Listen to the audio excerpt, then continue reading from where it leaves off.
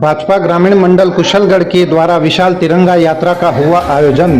बड़वास से कार्यक्रम की शुरुआत। कुशलगढ़ में आज दिनांक 12 अगस्त 2025 वार मंगलवार सुबह 11 बजे के लगभग बड़वास में तिरंगा यात्रा कार्यक्रम शुरू हुई।